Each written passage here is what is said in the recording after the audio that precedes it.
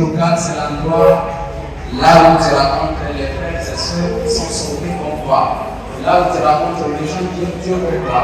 Là où tu rencontres les gens avec qui tu partages la foi, avec qui tu partages l'unicité, les gens qui vont te comprendre facilement. Maintenant, si tu vis dans une église locale et que tu ne comprends pas l'utilité d'appartenir dans cette église locale, là, tu vas nous poser aussi les problèmes. Tu vas nous poser des difficultés parce que tu ne comprends pas. C'est pourquoi je veux que tous ensemble comprenions ce que nous faisons lorsque nous sommes dans une église locale.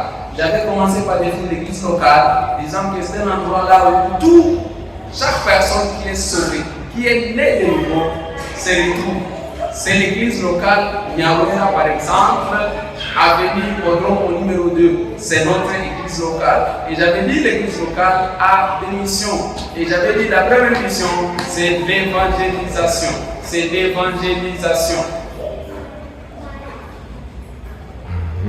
La première mission, c'est l'évangélisation. La deuxième mission, c'est la communion fraternelle. Nous devons être ensemble comme frères et sœurs. Pourquoi? Parce que nous devons échanger des expériences. Nous devons échanger ce que nous connaissons. Si moi j'ai une difficulté dans mon couple, je dois aller tout droit vers quelqu'un qui a de l'expérience plus que moi, ou bien qui peut m'aider et je trouve la solution. Mais aussi c'est là où tu apprends à servir. Tu ne veux pas venir rester à l'église seulement, t'asseoir et puis sortir et puis partir. Non. Tu es venu aussi à l'église pour servir. Mais aussi c'est là où on t'instruit. C'est là où on te donne des stratégies. Comment il faut faire. À l'église, dans l'église locale, on apprend aux gens comment gérer leur vie, comment gérer leur boulot, comment gérer leurs épouses, comment gérer leur famille. À l'église, on apprend tout ça. Pourquoi? Parce que c'est très important. Nous sommes encore sur la terre, on n'est pas encore allé au ciel. Dieu nous a placés sur la terre parce qu'il sait que nous avons encore un grand travail à faire. Et le travail à faire est autre que d'abord évangéliser, dire à d'autres personnes. C'est pourquoi il nous a laissés sur la terre. Nous sommes là, nous avons une mission. Et la vraie mission, c'est ça. C'est pourquoi à l'église, dans l'église locale, on nous nourrit. On nous donne de la nourriture, de la bonne nourriture, pour permettre à ce que nous puissions être bien équilibrés et bien stables sur le plan, dans toutes les dimensions, corps, âme et esprit. Et c'est à l'église là où on nous dit tout ça. Et aussi, c'est à l'église où nous nous rassemblons pour louer, pour faire monter un parfum de bonheur dans notre Dieu. Lorsque nous chantons ensemble, lorsque nous dansons ensemble, il y a du bien. Ceux-là qui ont été dans un bar ou dans une boîte de nuit comme moi, comprennent ce que je viens de dire. Lorsque vous êtes 10 ou 15, pistes en train de danser, en train de jouer, ça fait de l'ambiance. Et il y a des gens qui vont vous dire que comme tu danses bien, je t'achète une pierre. Comme... Amen. Amen. Voilà, et ça c'est bien ça. Vous voyez, comme tu danses bien, je t'offre. Je me rappelle moi mon exemple. J'ai changé de bar, tout simplement parce que je connaissais la vie des gens qui dansaient très bien. Oui, j'ai changé. Je vais là où je vais la trouver. Quelqu'un qui sait bien danser. Et je me dis, je me déstresse. Et ça, je dis, quand je voyais les gens danser, j'allais voir, quand ça parle, c'est quelqu'un qui danse dans tous les sens. Il danse comme ça, il danse comme ça, il danse comme ça. C'est seulement à l'église où les gens sont trop sérieux. Tu ne connais pas la chanson, mais tu peux danser de ta façon. Parce que dans une boîte de nuit, si tout le monde est sous pression, il fait ce qu'il veut faire. Et pour l'autre qui n'est pas à ce niveau-là, il est content. Et donc, c'est à l'église où lorsque nous le faisons, si les hommes se sentent bien lorsqu'ils voient d'autres personnes danser, apprenez pour des raisons, notre Dieu, lorsque nous dansons, même si c'est dièse, même si c'est 15e fois, Clémence dit qu'il n'y a pas 15e fois, mais lorsque nous chantons 15e fois ici, ça fait l'honneur aussi à notre Dieu parce que c'est la fois que moi j'ai donc c'est là aussi on élève ensemble ces parfums de bon odeur à notre Dieu. Et c'est très bien de le faire lorsque nous sommes ensemble à l'église. Ne viens pas à l'église et rentre à l'église que tu es venu. Les danses ont leur importance. Danser quand même. Danser à l'église, c'est bien. Qui n'a pas de choses dans le théâtre? Comme ça tu fais. Comme ça. Chacun, oui, maman Diane. chacun avec sa façon de faire, parce que c'est ce qu'il sait faire. Et donc, c'est très bien et ça donne la joie. Vous savez, lorsque nous sommes 20, 30, comme je le disais, en train de danser et de chanter, même si on ne respecte pas les accords, Dieu est content là, parce qu'il attend ses enfants lui présenter les chants. Et c'est très important. Le premier point, c'était, nous avons défini. Le deuxième point, nous avons dit la mission de l'Église. La mission de l'Église. Et le troisième point, je veux parler du fonctionnement ou bien de l'organisation. Souvenez-vous que dans la première partie, dans les jours passés, j'avais enseigné, j'avais parlé beaucoup plus sur l'Église El Shaddai. Cette leçon, je l'avais entendue il y a cela de mois. J'avais parlé seulement de l'église El Shaddai. Maintenant, je parlais de l'église en général. Je ne parlais pas de l'église El Shaddai, mais je parle maintenant de l'église en général. La fois passée, j'avais parlé sur l'église El Shaddai, comment elle est organisée, les départements, qu'est-ce qu'on fait, comment ça se passe. Mais ici, je parle de l'église au niveau général. Qu'est-ce qui se passe lorsque nous sommes dans une église? Et ce matin, dans quelques minutes, je vais vous dire que chaque fois que tu te retrouves dans une église, tu vas à l'église. Sois une personne qui est accessible. Ça, c'est le premier point. Je vais en parler sur l'organisation ou le fonctionnement de toutes les églises. Tu es dans une église, tu entres dans une église, sois quelqu'un d'accessible. Quelqu'un d'accessible, c'est quelqu'un qui se connecte facilement à d'autres personnes, à d'autres chrétiens. J'aime comment Papa Daniel l'avait présenté ce matin en disant que lui aussi était visiteur un jour ici à l'église. Mais pour arriver là où il s'est connecté à d'autres personnes. Il n'y a pas de visiteurs dans la maison de Dieu. Amen. Hein? Il n'y a pas de visiteurs dans la maison de Dieu. À l'église, ne sois pas visiteur. Tu es juste un enfant de Dieu. J'ai dit à Aman, lorsqu'il est sorti aux États-Unis, il m'avait dit qu'il est allé prier dans une église et il s'est senti à l'aise et joyeux parce qu'il a rencontré les enfants de Dieu. Lui, il est de Bukavu, il se retrouve en Amérique, aux États-Unis, mais il doit prier. Il doit prier, il ne doit pas rester à la maison. Et lorsque tu entres dans une église, voilà ce qu'il faut faire. Donc le fonctionnement en général. Une bonne église, c'est là où tout le monde est accessible. Tu entres à l'église, tu rencontres les gens qui sont simples, les gens qui sont stables, des personnes qui sont tranquilles. C'est pourquoi ici chez nous, tu vas voir tout le monde accessible à tout le monde. Il n'y a pas de barrières. Ne freinons pas les gens, ne soyons pas des barrières pour d'autres personnes. Il y a des gens, lorsque vous les regardez seulement, c'est comme si vous ne pouvez pas entrer dans l'église. Pourquoi? Parce qu'ils paraissent comme si ce sont des saints descendus. Ils ont une façon là de s'habiller, une façon tellement compliquée. C'est comme des Jean-Baptiste. Parce que Jean-Baptiste était la seule personne qui s'habillait différemment d'autres personnes. Il avait son tailleur à lui seul.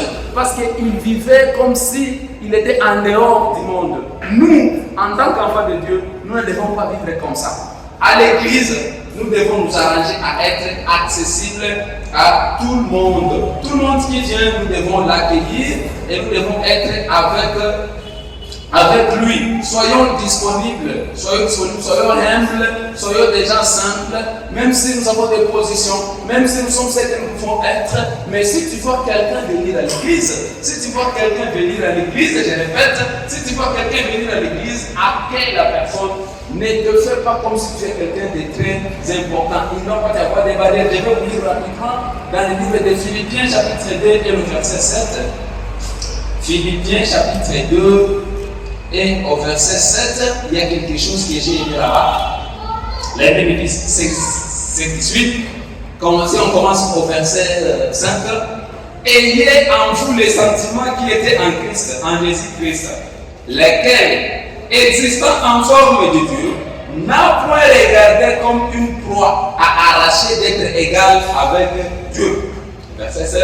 Mais s'est dépouillé lui-même en prenant une forme de serviteur, en devenant semblable aux hommes et ayant paru comme un simple homme. 8. Il s'est humilié lui-même, se rendant obéissant jusqu'à la mort, même jusqu'à la mort de la croix. Amen. Jésus qui était là, il s'est humilié. Il ne s'est pas considéré comme étant Dieu. Il était égal à Dieu, Mais il n'a pas pris, il n'a pas considéré tout ce qu'il était comme lui.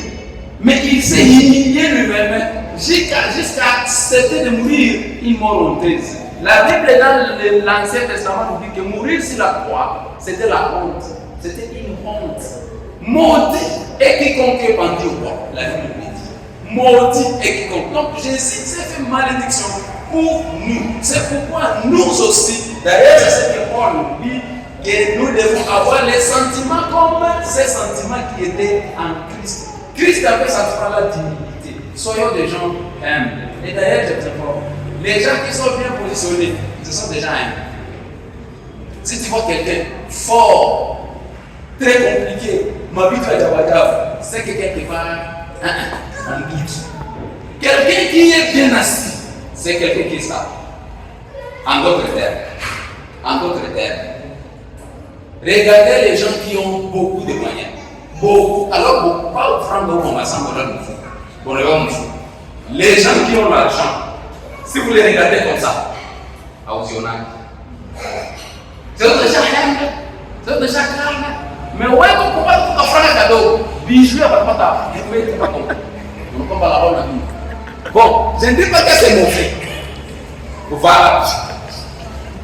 Je ne dis pas que c'est mauvais, c'est bien. Mais avec ça aussi, sois humble. Et surtout à l'église, sois humble. Et si tu vois que il est titulaire de l'organisme, on va pas la Congo, c'est aussi la sagesse. Si tu vois que vous avez l'église, et que l'église, les gens vont fuir, ne seront pas, auront peur de te saluer parce que tu as ça. Enlève ça, viens à l'église tranquillement pour que votre famille ne pas coquer. Voilà, Yesu asifiwe sana. Et donc, nous devons rester humbles. Et ceci, ça commence par le pasteur jusque là en bas. Tunaanzia kwangu, tunashuka mpaka kule chini. Soyons tous des gens humbles, des gens accessibles. Pasteur, je vais te voir. Non, je suis occupé. Pasteur, je vais te parler. Non, attends. Comment ça va la kanisa ya Mungu mbili na ninakuwa na bodyguard? Pourquoi ça? Une église de 20 personnes, j'ai dit bodyguard. J'ai dit. Pourquoi j'étais venu dans une église à côté ici. Avant que le pasteur ne prêche, 4 bodyguards devant. 4 bodyguards. 10. Il est là. Lui, il est là. Alléluia. Moi, je regarde. Je dis maintenant, si moi je viens le fusiller, mais je vais le faire.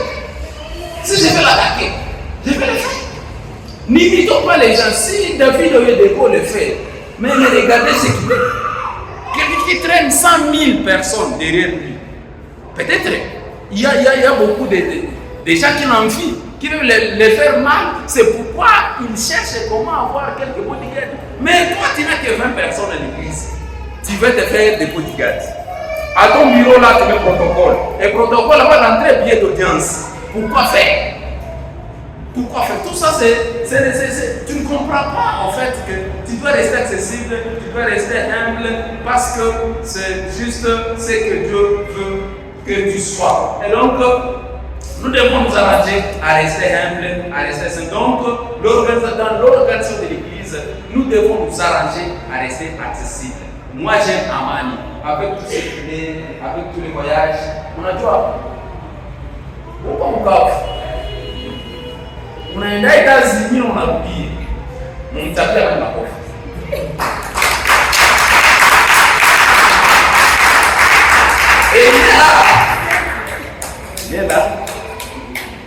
Lela mwanadamu ya États-Unis visa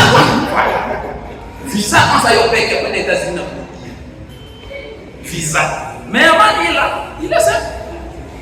Quand tu le regardes comme ça, tu ne peux pas savoir qu'il y a des gens qui n'attendent pas. Il y a quoi ni mini ou ni way. Na démarche catholique. Mais ça c'est good morning. How are you? You're fine. Pour nous prouver que tu étais aux États-Unis. Et l'autre pasteur, lorsqu'il prêche les voyages. Tu sais, moi j'étais en Turquie, j'étais en Namibie, j'étais en Ouganda, j'étais ceci. Prêche-nous la parole de Dieu à ta mère voyage. Parce qu'il y a une concerné. C'est ici là où il y a les problèmes. Nous devons rester accessibles. Nous devons rester simples. Les enfants de Dieu doivent rester simples. Tu as ta position, reste simple. Tu es tout ce que tu es. Tu es tout ce que tu es. Reste simple, reste humble, reste accessible. Batu bakuone, batu bakusalimie, batu bakuongeleshe. Ne créez pas des histoires pour compliquer les gens à venir à côté de toi. Moi, je suis très important dans cette église. Personne n'est important ici à l'église à part Jésus-Christ. Voilà, il est aussi ça. Je répète encore. Personne ici n'est importante à part Jésus-Christ. C'est pourquoi même dans la façon même de nous asseoir, à tout mystifier qui le pasteur a une chaise là et sa femme vient lui-même parce qu'il est comme Dieu. On met les photos partout, pasteur, non, le job. Bon, c'est bien. Mais en tout cas, soyons humbles. Soyons humbles. Dites à quelqu'un, sois humble. Je veux te parler, sois humble. Je veux te parler, sois humble. Je veux te parler de soi. Tu viens là, bien très compliqué, tu te fais des histoires. J'ai même peur. Et les gars qui sont ici, les garçons des fois ont peur de nous parce qu'on veut compliquer la vie. Tellement tu es ce que tu es. Je me rappelle, on disait à une seule secrétaire, la plupart pour moi voiture la semaine. Et voilà. Tout le monde encore, partout, tout le monde a qui j'envoie mon voiture et là. Oh, les mariages. Tout le temps posé à est-ce que j'aurai le courage, mon ami Isaac, tu auras le cran vraiment de dire à la dame, je t'aime toi. Mais tu auras peur. Donc toi-même, tu te compliques la vie. À l'église, soyons accessibles. C'est le premier point qu'on doit retenir dans l'organisation pour le fonctionnement dans une église. Donc soyons les gens qui sont là accessibles, tout là, tout ce qu'il faut ne caricaturons pas les choses. Nous aussi serviteurs dans la ville, il y a des choses qu'on dit et qu'on fait. Je vais prier pour toi, pas une belle mouchoir. Je vais prier pour toi, donne-moi l'argent. Je vais prier pour toi, il faut qu'une ferme aille. Tu mystifies les choses. Pourquoi mystifier les choses? Est-ce qu'ils sont des mouchoirs qui guérissent les gens? C'est l'onction de guérison qui est en toi qui va faire ce que quelqu'un puisse guérir facilement. Alors pourquoi mystifier les choses? Pourquoi prendre le but de venir à qui pour te dire, rapidement, je veux aller au deuxième point, et que dans une église locale, nous devons être ordonnés. Il doit y avoir de l'ordre. L'ordre, comme vous le constatez dans notre église, j'aime notre église parce que nous nous arrangeons au moins à être ordonnés. L'ordre. Dans une église locale, il doit y avoir de l'ordre. L'ordre, c'est l'heure d'arrivée, aussi l'heure de sortie. Imaginez-vous, si tous à 9h on est comme ça, je vous promets, je vais faire un truc de 10 heures dans la journée. L'heure d'arrivée, tu viens à l'église quand? On commence à 9h30, tu viens à 10h30. Qu'est-ce que tu veux que l'on fasse? Et tu te plains souvent, tu es le premier à te plaindre. L'église traîne. Traduction. L'église traîne, on traîne à l'église. Mais quand tu viens à quelle heure? Il faut regarder si ta montre. L'église, c'est là où l'ordre doit régner. Et nous devons nous arranger tous à nous aider pour que cet ordre-là puisse régner. À commencer par les chrétiens et le pasteur et tout le monde. Je veux que vous lisiez le livre de Tite, chapitre 1, le verset 5. Tite, chapitre 1, le verset 5. Je t'ai laissé en Crète afin que tu mettes en ordre ce qui reste à régler et que selon mes instructions tu établisses les anciens dans chaque ville. Paul avait laissé Tite pour mettre de l'ordre. À l'église, Dieu doit avoir de l'ordre. L'ordre, c'est pas pour vous nuire, c'est pour notre bien à nous tous. Il faut parler. Il y a des moments où il faut chanter, il y a des moments où il faut danser, il y a des moments où il faut s'asseoir, il y a des moments où il faut écouter. Donc l'église doit être ordonnée. Et nous tous, nous devons collaborer, coopérer pour que cet ordre puisse régner. Par exemple, j'en profite pour l'occasion parce que j'ai décidé de le dire, je commence à dire que les enfants débordent. Et si les enfants sont devenus nombreux, on peut voir comment faire pour ces enfants. Parce que ces enfants doivent pas sillonner la salle pendant que les adultes ou les grands sont en train d'apprendre. Ça ne peut pas ainsi. Il y a de cela un moment et nous devons revenir à l'ordre. Donc, bateau d'oreiller, une voiture nous joue. Les moniteurs gardaient bien les enfants. Ces enfants sont très bien, sont très bien. D'ailleurs, il y a des moments où on va dans le bouchon et il n'y a pas de trouble. Donc, c'est au moniteur de faire ce travail. Je vais vous laisser aussi rapidement 1 Corinthiens chapitre 14 et le verset 40. 1 Corinthiens chapitre 14 et le verset 40. Là, il nous dit que nous devons tout faire à l'ordre du jour. Voilà, 1 Corinthiens chapitre 14, verset 40. Il est dit, mais que tout se fasse avec bienséance en ordre. Nous devons tout faire en ordre. À l'église, nous devons tout faire en ordre. Quand il faut chanter, on chante. Et on chante tout le monde. Quand il faut s'asseoir, on s'assoit. Ou si tu arrives ici et dis tout. Moi, je connais des gens qui viennent à l'église avec Jojo, il finit, crache, jette par terre. Mais ce n'est pas fou ici. C'est pas fou ici. Ou bien, nous allons faire pour qui dit, il y a Canis. Ça, c'est pas bien. Viens, assois-toi confortablement. Parce que tu sais, si j'ai rempli la chaise, c'est l'église qui va payer. Donc, tout habitué, tu vas te bouger. Tout ça, c'est quoi? Tout ça, c'est l'ordre. Nous devons apprendre tout ça parce que c'est important pour nous. Je vais finir rapidement en vous disant aussi que nous devons nous arranger lorsque nous sommes dans une église à honorer les choses sacrées. Les choses sacrées, les choses consacrées à Dieu, les choses mises à part pour Dieu, nous devons les honorer. Donc, pour je donne l'exemple. Le ring light ici, c'est acheté, l'argent de l'église, c'est acheté. Comment dois-je passer casser ça? Ça, c'est consacré déjà. Donc, ça sert pour l'église. Tu dois bien prendre ça. Donc, les jours ont tenu de prendre ça. Prenez ça avec tout toi. Bwana Yesu asifiwe sana. Bwana Yesu asifiwe sana. Vous savez, l'église, c'est pas seulement Alléluia, Amen, Alléluia, mais c'est aussi l'éducation. Comment tu peux casser ça? Comment tu peux jeter le micro par terre? Comment tu peux jeter le micro par terre? Tu prends le micro, tu casses. Tu prends ça, tu casses. Tu prends ça, tu casses. Non. Respectons les sacrés, les choses consacrées à l'église. Ta vie, Simon. Ta vie. On a prié pour ça. Comment tu peux venir avec le bout là-bas et tu commences à assurer ça ici?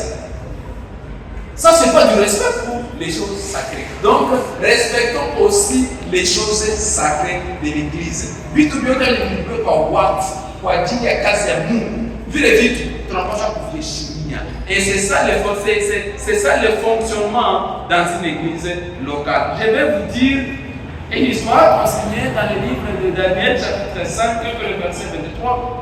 25, vous allez lire à la maison. Il y avait un roi qui se croyait fou, il s'appelle Beltasar. Beltasar, c'était le petit-fils de Nabucodonosor, Nebuchadnezzar. Nebuchadnezzar était ce roi-là qui avait apporté tout qui était à Jérusalem chez lui. Et Beltasar, un jour, il s'est dit que moi, je vais prendre les ustensiles destinés au culte à Dieu et je vais boire dedans. Akakamata ma verre et je ne sais pas quoi, il a pris ça. Il a organisé une fête. Lui et ses grands ont bu dans ces verres-là. Vous allez lire dans la maison la suite. Que ce jour-là, que la main est sortie et la main a écrit sur le mur. Mene, cette histoire-là, on dirait dans les chambres de prière.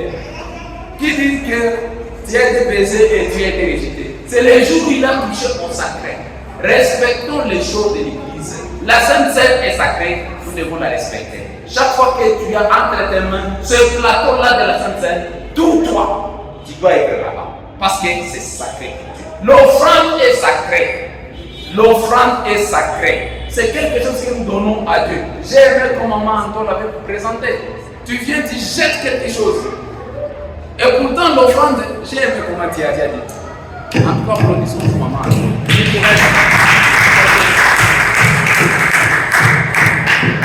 Même si toi tu ne contribues pas, Dieu va faire pour qu'on peut loyer. Et tu ne sauras pas comment. Toi tu viendras seulement. Mais on te donne aussi la grâce de contribuer. Chaque fois que tu donnes ton $10, tu donnes ton $50, c'est pour contribuer pour que nous soyons ici bien. Mais aussi si tu ne donnes pas, Le Dieu qui a permis à ce que nous soyons ici, il va pouvoir. Chaque fois que nous sommes dans cette situation-là compliquée, maman te dit, pasteur, qu'est-ce qu'on va faire maintenant là-bas? On n'a pas d'argent, on a que 100 $, et peut-être qu'il faut payer 250.